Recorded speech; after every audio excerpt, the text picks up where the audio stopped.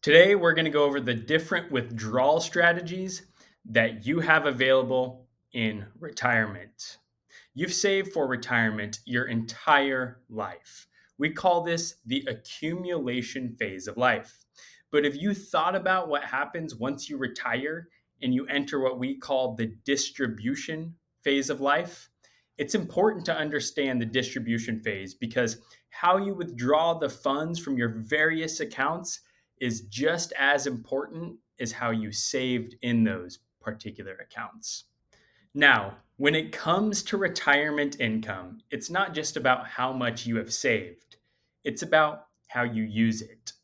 If you withdraw the wrong way, you could trigger unnecessary taxes, deplete your funds too quickly, or leave yourself in a financially vulnerable spot. So let's dive in to the popular withdrawal strategies that we walk clients through. Let's first start with the 4% rule. I'm sure you've heard this. A common rule of thumb: withdraw 4% of your portfolio on an annual basis adjusted for inflation. It's simple, but it does not work for everyone, especially in low return environments. The next strategy is the guardrails approach. With the guardrails approach, you set a high guardrail and a low guardrail based on your target withdrawal rate. Therefore, when your withdrawal rate is above or below those guardrails, you reduce or increase your withdrawal amount so that you end up within the target withdrawal range. Let's say, for instance, that you have a target withdrawal rate in your portfolio of 5%. Your upper guardrail might be 6%, and your lower guardrail might be 4%. That means that your target withdrawal rate is between 4% and 6%. Now, with the target withdrawal rate of between 4 and 6%, you can see how you can either increase or reduce your withdrawal amount so that you still stay within that range.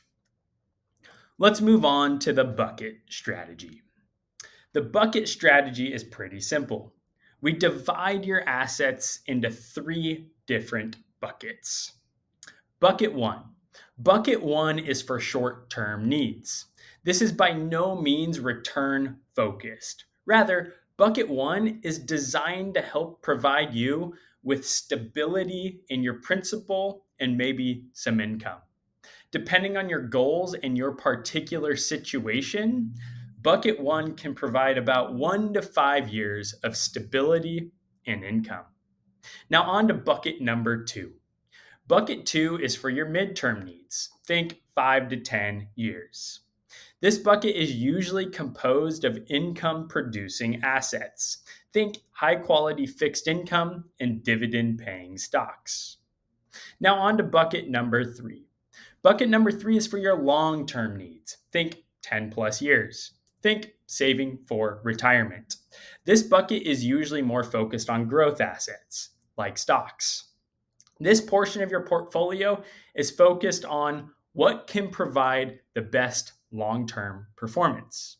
And as a result, it's also subject to the most amount of risk and loss potential. Therefore, you want to make sure that the money in bucket number three is money that's invested for the long term. You can ride out market volatility. In theory, you don't want to touch this bucket, at least in the near and midterm. That's why you have bucket number one and bucket number two. Now, on to tax efficient withdrawal planning. We like this stuff. This is where we blend your withdrawals from taxable, tax deferred, and tax free accounts to hopefully minimize your lifetime tax bill. So, looking at the chart on the screen here, we start, hopefully early on, by clearly identifying and creating a strategy around how your investments should be allocated, and just as important, where they are located. Again, are those taxable, tax deferred, or tax free?